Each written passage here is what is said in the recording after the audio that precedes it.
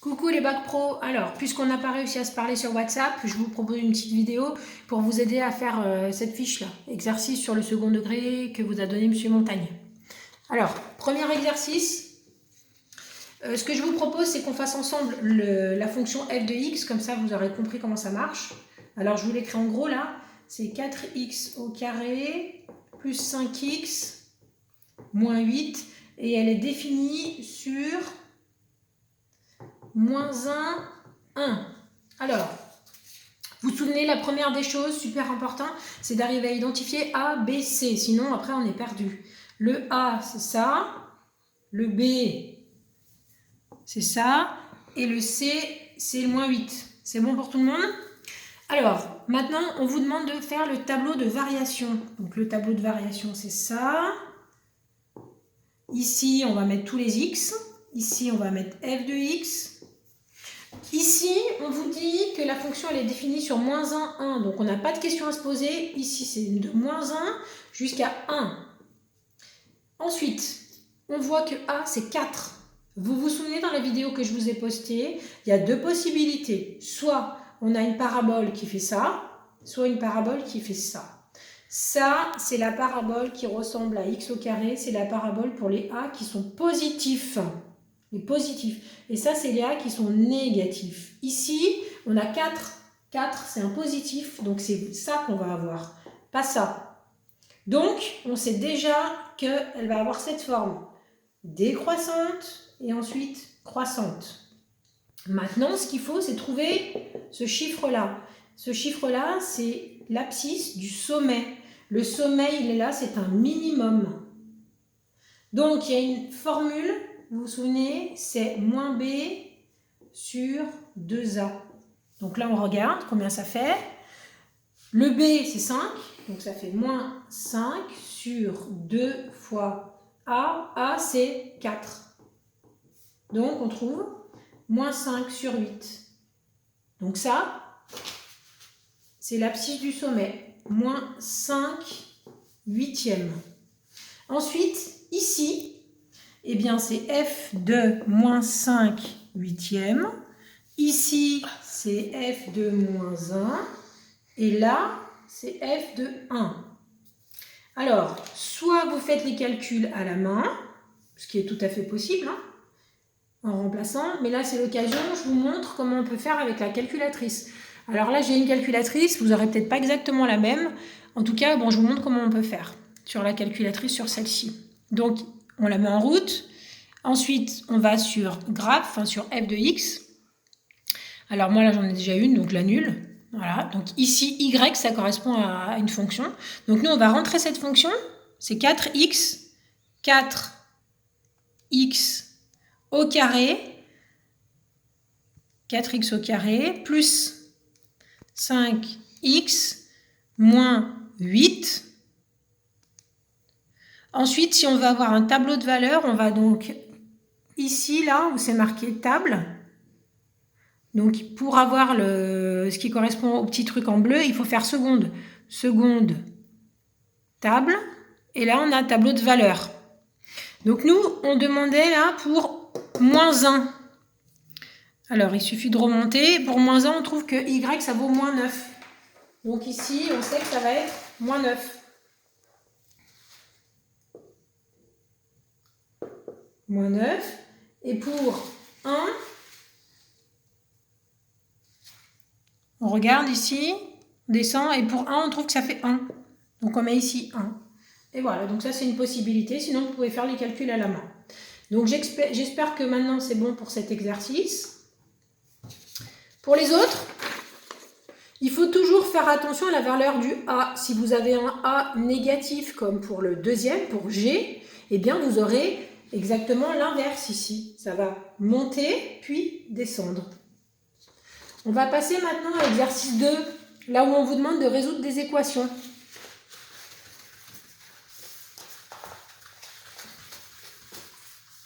Alors, je vous propose de faire le premier ensemble. Je vous l'écris là. C'est 8x au carré plus 14x moins 9 égale 0. Déjà, première des choses, on vérifie qu'on a bien une équation du second degré. C'est le cas ici puisqu'on a un x au carré. Donc toujours la même chose, on doit d'abord trouver le A, le B, le C. Donc A c'est 8, B c'est 14 et C ici c'est moins 9. Ensuite, la première des choses pour résoudre une équation du second degré, c'est de calculer le déterminant, le delta. C'est B au carré moins 4AC. Le B, c'est 14, donc ça nous fait 14 au carré, moins 4 fois 8 fois, attention, moins 9. Donc moi j'ai pris un peu d'avance, je l'ai fait sur la calculatrice. On trouve 484. Ce qui nous intéresse, c'est pas tant cette réponse-là, mais c'est de savoir que ça, c'est un nombre qui est positif. Ça, c'est plus grand que 0. Et vous savez que quand on a un delta qui est plus grand que 0, il y a deux solutions à l'équation. Deux solutions. Donc maintenant, alors on garde dans un coin là que delta, ça vaut quand même 484, on en aura besoin. S'il y a deux solutions,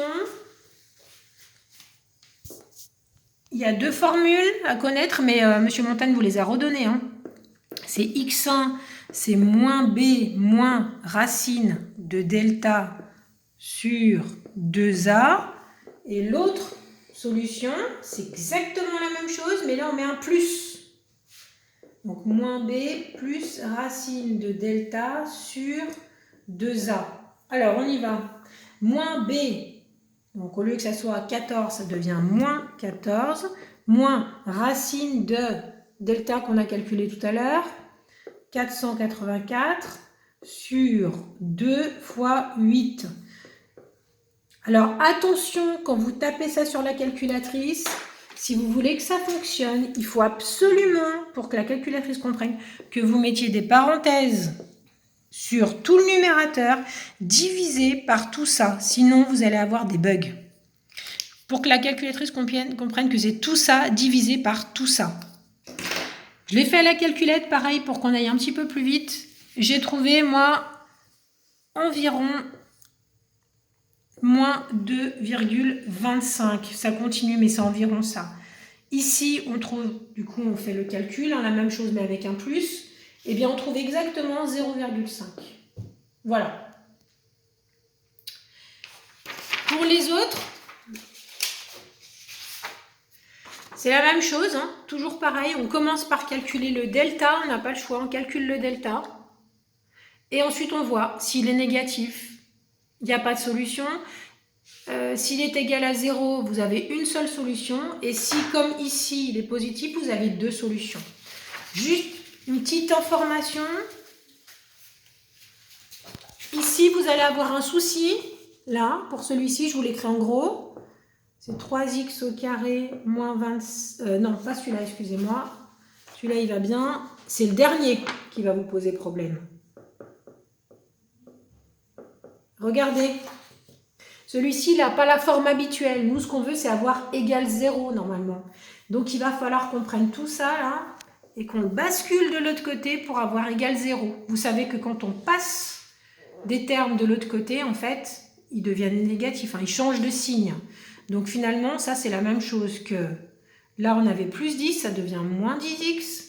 Là, on avait un moins, donc ça devient un plus égal 0. Et là, après, on fait comme d'habitude. On trouve... Là, on n'a rien ici. Vous vous souvenez, quand on n'a rien, c'est comme si on avait un 1. Donc, le A, c'est 1. Moins 10, c'est B. Et plus 9, c'est C. Vous calculez le delta et après, on fait comme tout à l'heure. Dernière chose pour cette fiche d'exercice. Le troisième. Ici, là, vous avez une expression. Je vous l'écris là. Bn est égal à moins 0,01n au carré plus 2n plus 50. Et on vous dit que n, il peut être entre 20 et 200. Alors, qu'est-ce qu'il vous demande, Monsieur Montagne, là? Alors, il dit qu'on peut l'assimiler à une fonction. Là, en fait...